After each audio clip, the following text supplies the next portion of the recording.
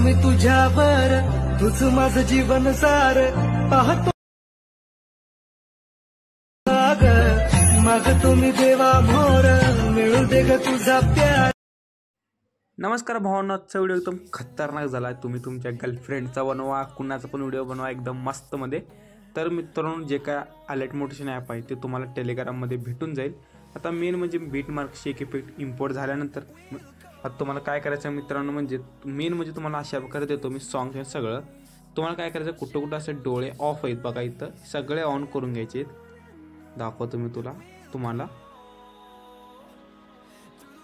अशा प्रकारे एवढे सगळे ऑन केल्यानंतर मित्रांनो, आता एकदम स्टार्टिंगला यायचं आहे।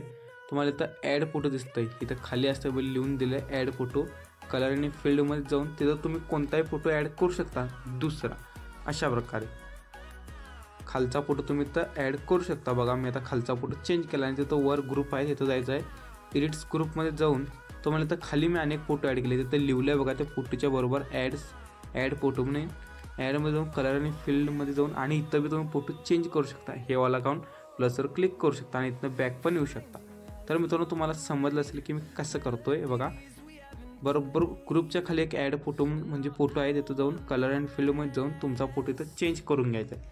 तेवढंच असतं आणि ग्रुपमध्ये जाऊन चेंज करून घ्यायचं। आता मित्रांनो, आपण हे कुठपर्यंत असं सेम केले म्हणजे 7.21 पर्यंत केला। तिथं यायचं प्लसवर जायचं आणि मीडियावर जायचं मित्रांनो, आणि तिथे येऊन आपल्याला फोटोज ॲड करायचे। तर पुढच्या बीटपर्यंत 10 पर्यंत आपण ठेवायचं आणि फिल कॉम्पोजिशन एरिया करून घ्यायचं आहे। सेम मित्रांनो, अनेक फोटो ॲड करून घ्यायचा आहे।